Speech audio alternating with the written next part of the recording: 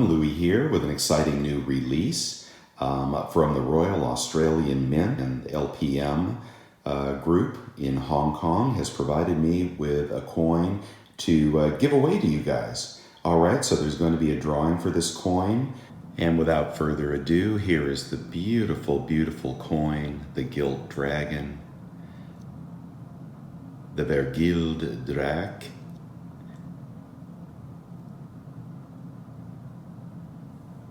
I love the merlions. Those are awesome. Just beautiful. Just beautiful. Definitely a proof finish on this premium bullion coin.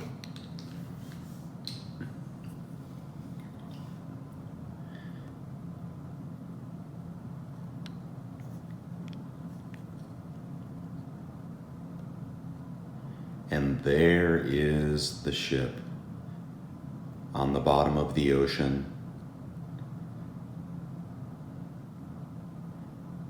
seemingly as it was found.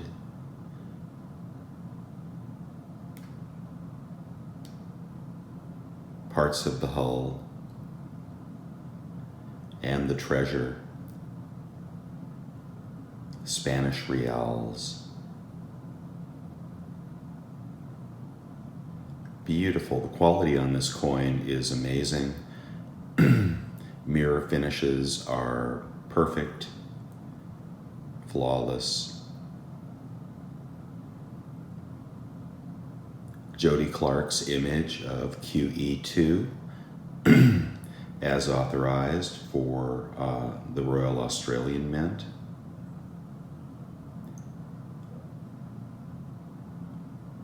Beautiful, beautiful quality. And of course, a triangular airtight accompanies this. We have a plain edge.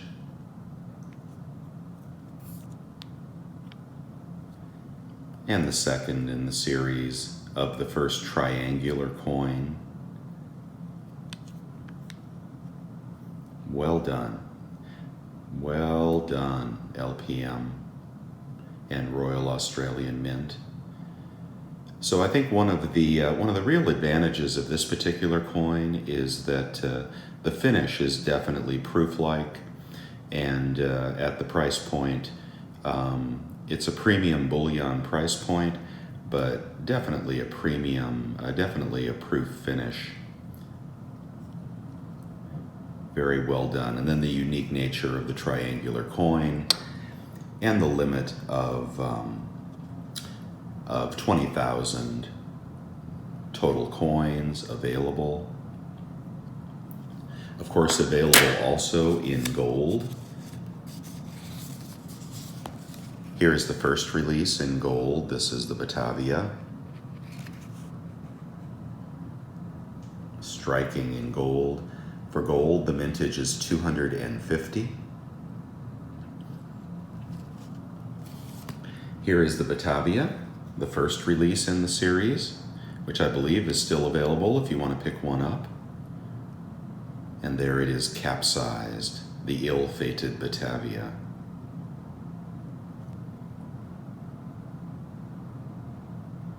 $1 Australian face value.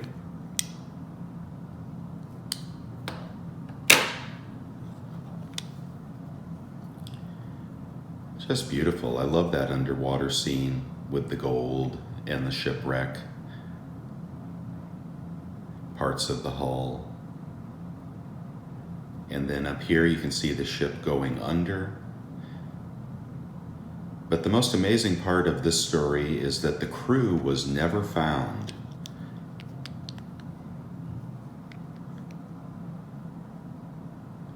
So the treasure was, but the crew was not. Although they tried desperately to do so for years.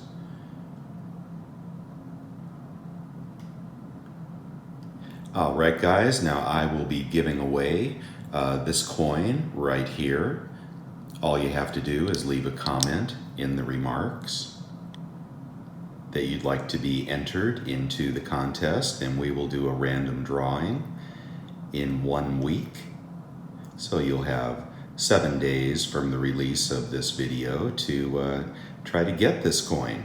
All right, so anywhere in the world, feel free to enter that you'd like to be included in the drawing, and we will have a random drawing for this bad boy. Neat. All right, everyone, I hope you enjoyed this presentation, and thank you to LPM Hong Kong. I want to remind you that there is a code to order this from LPM or in the US from Modern Coin Mart with a 10% discount by typing in Losinglouie into the special coupon section. And you'll get your 10% discount on this. The links are below. Don't forget to enter that you want to be in the drawing if you would like to take a chance to secure one of these. All right, guys, let me know your thoughts on this series. 4 coins total in the series, very popular shipwreck theme, and definitely a hot new coin. Again, thanks for providing these coins, LPM. You've been great to work with, and I hope everybody enjoys this release. All right, one more look at the Batavia.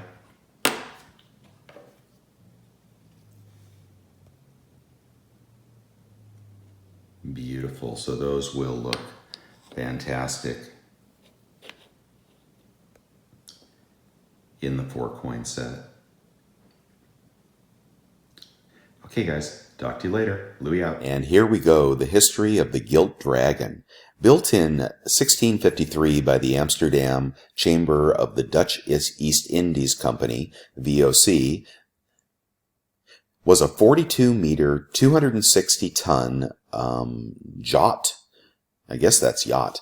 In 1656, only on its second voyage, the Gilt Dragon set sail for the VOC's spice trading headquarters at Batavia, Jakarta. However, due to the difficulties of 17th century navigation, the Gilt Dragon actually sailed too far east and found itself off the coast of a massive and largely unknown land. On the night of the 28th of April 1656, the Gilt Dragon struck a submerged coral reef midway between what are now the coastal towns of Seabird and Ledge Point, Western Australia. On board were 193 crew, 8 boxes of silver coins worth 78,600 guilders, and trade goods to the value of 106,000 guilders. What happened next makes for fascinating reading.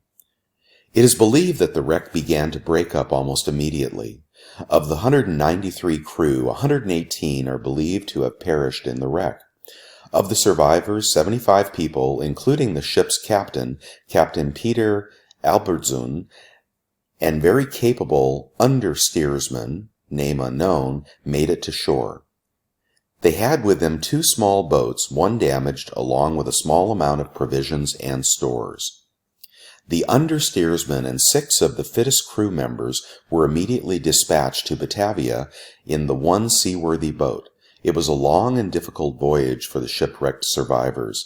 After a journey of some 1,400 nautical miles lasting 41 days, with little water, little food, and suffering from exposure, the understeersman arrived at Batavia, and the search for the survivors and cargo began.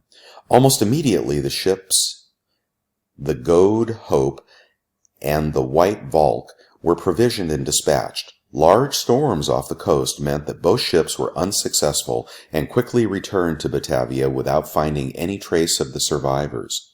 In 1657, the Vink, sailing from the Cape to Batavia, was directed to search for the survivors on its passage. Again, due to bad weather, no signs of survivors were found. After so many weather-influenced failures, a decision was made to search for survivors during the calmer summer months. On New Year's Day in 1658, some 2 years after the Gilt Dragon was wrecked, 2 ships, the Wake and Bowie, pardon the pronunciation, and the Emmerlurt, were provisioned, and another expedition was launched to find survivors and cargo. This time, the indefatigable understeersman Abraham Lehman accompanied them. Oh, I guess now we know his name. On 24 February 1658, the Emmerloort sighted land off what is now the Bunbury coast and continued to sail north. On March 8, 1658, shore fires were sighted and a search party was dispatched. However, the fires had been extinguished by the time they made shore. The next day, another, and they met up with a group of Aborigines who had been responsible for the fires. The party also reported seeing crops of grain growing and land under cultivation. However, no trace of survivors and wreckage of ships were found. The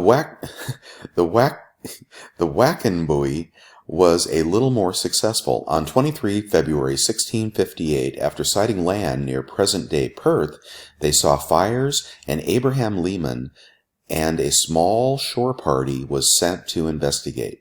2 days later, after returning to the ship, they reported that the beach was littered with wreckage from the Gilt Dragon. There were also signs that the Dutch survivors had been in the vicinity, as they found a circle of planks with the ends planted in the sand. However, no survivors or graves were found. Further shore search parties were undertaken, and on one such occasion, Abraham Lehman and his shore party became separated from the Wacanbuie. Heavy seas prevented the group from returning to the Wacanbuie, and after 4 days of bad weather, Lehman and the shore party were assumed dead. The Wacanbuie returned to Batavia. Upon finding themselves marooned on a strange, lonely, and rugged coast, Lehman and his fellow sailors had no choice but to also voyage for Batavia as best as they were able. Lehman ordered their small boat to be reinforced and covered using brush timber and sealskin.